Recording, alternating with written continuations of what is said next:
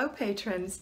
Today we're talking about how clutter negatively affects your life. And I just thought, even if you are clutter-free, you have been in a cluttered situation before, and you might still be in a cluttered situation. These are things to really think about, to keep in the forefront of your mind why clutter is negative.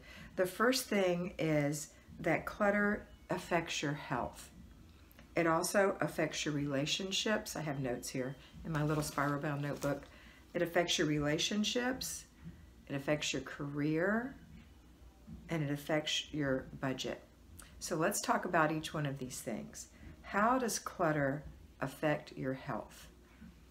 Your health is impacted because clutter creates stress and anxiety. And if any of you have anxiety, you know that that is the truth. Clutter creates stress and anxiety because it's very distracting when you look at clutter. It creates that, you know, I got to do this, or I got to do this, or I have to do this, or I have to do this. So you're constantly in a state of upheaval emotionally. So that is the stress that is created by clutter.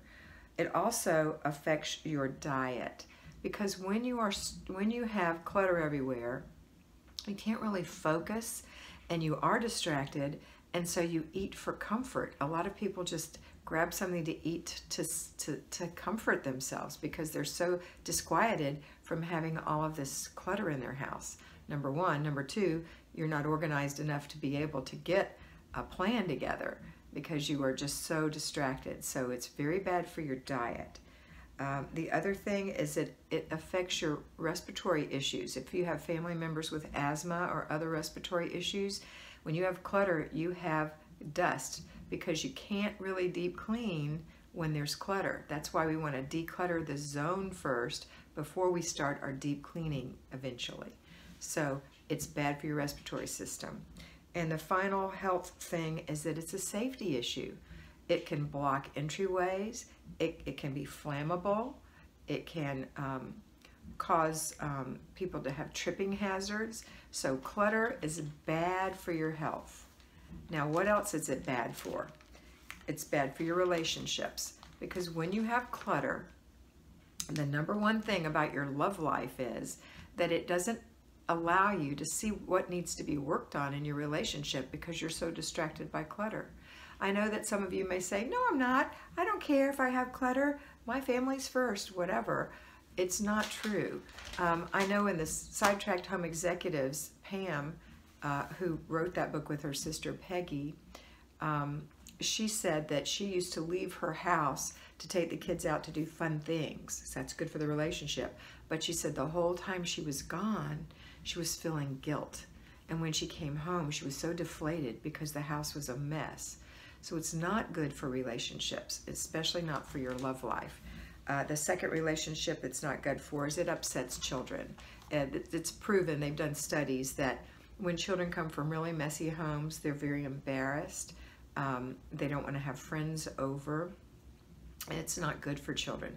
Children like to be able to see the things they want to play with.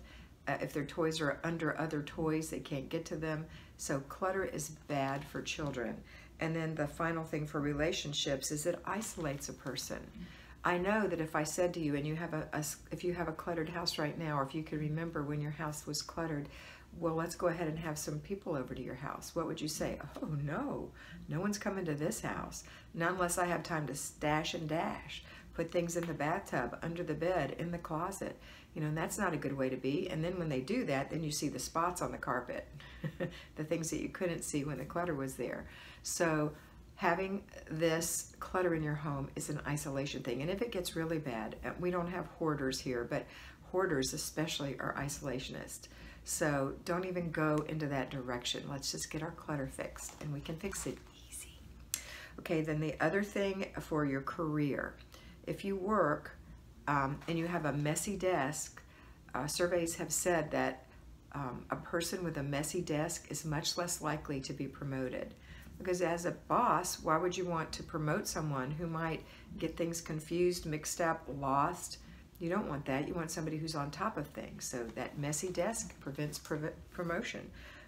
Also, it's said that when people have cluttered homes, extremely cluttered homes, they miss work. Now, people who are hoarders miss an average of 7 days a month. Isn't that crazy? But just think about it. If you're not a hoarder, but you've got clutter and you didn't lay out your clothes and you can't find anything to wear, well, maybe you might just call in sick and have a mental health day that day because you need to do laundry. That's a shame, but that's the truth. And then, of course, it decreases your productivity at work. When you are cluttered, you know, you're busy looking for things all the time. So it's not a good way to be cluttered. And so it affects your career. And finally, it affects your money because you probably don't have a budget, and you're going to miss paying your bills because you're not organized. So make sure that you are taking care of desk day every Wednesday, right? Or whatever day you choose to do your desk day. So, and the other thing is bad spending habits, because you don't even know if you have a bra that goes with that dress. You run out and buy another one, or you buy a new pair of shoes because you can't find one of your two pair. Let's say your flip-flops, you can't find but one flip-flop, so you go buy more flip-flops, or anything, food, anything. You're going to overspend because you don't know what you have, or it's been destroyed in the clutter in the refrigerator. It's been in the back so long it's got mold on it because you didn't ever use it and you bought 2 or 3. Maybe you've got 3 cream cheeses in your refrigerator. So that's the way that clutter affects you negatively in your household. It affects your health, your relationships, your career, and your budget. And so that's about a dozen things that it affects in those areas. So keep that in mind while we're decluttering. It only takes 15 minutes a day and a 3-time-a-day clutter check. All right, have a wonderful day, and always remember that you are beautiful. So be beautiful.